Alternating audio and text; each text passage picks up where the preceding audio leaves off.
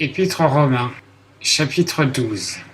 Je vous exhorte donc, frères, par les compassions de Dieu, à offrir vos corps en sacrifice vivant, saint, agréable à Dieu. C'est votre culte raisonnable. Et ne vous conformez point au présent siècle, mais soyez transformés par le renouvellement de votre esprit, afin que vous éprouviez que la volonté de Dieu est bonne, agréable et parfaite. Or, par la grâce qui m'a été donnée, je dis à chacun d'entre vous de n'avoir pas de lui-même une plus haute opinion qu'il ne doit, mais d'avoir des sentiments modestes, selon la mesure de la foi que Dieu a départie à chacun. Car comme nous avons plusieurs membres dans un seul corps et que tous les membres n'ont pas une même fonction, ainsi nous, qui sommes plusieurs, nous sommes un seul corps en Christ, et nous sommes chacun en particulier les membres les uns des autres, ayant toutefois des dons différents, selon la grâce qui nous a été donnée, soit la prophétie, pour l'exercer selon la mesure de la foi, soit le ministère, pour s'attacher au ministère, soit l'enseignement, pour s'appliquer à l'enseignement, soit l'exhortation, pour exhorter.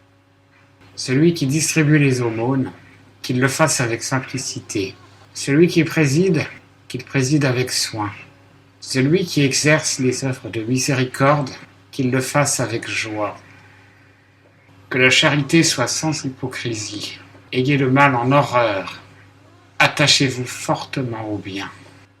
Quant à l'amour fraternel, soyez pleins de tendresse les uns pour les autres. Quant à l'honneur, prévenez-vous les uns les autres. Quant au zèle, ne soyez point paresseux. Soyez fervents d'esprit. Servez le Seigneur. Soyez joyeux dans l'espérance, patients dans l'affliction, persévérants dans la prière. Prenez part aux nécessités des saints. Empressez-vous à exercer l'hospitalité. Bénissez ceux qui vous persécutent. Bénissez et ne maudissez point. Réjouissez-vous avec ceux qui se réjouissent et pleurez avec ceux qui pleurent. Ayez les mêmes sentiments entre vous. N'aspirez point aux grandeurs, mais accommodez-vous aux choses humbles. Ne soyez pas sages à vos propres yeux.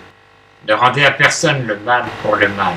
Attachez-vous à ce qui est bien devant tous les hommes. S'il se peut faire, et autant qu'il dépend de vous, ayez la paix avec tous les hommes.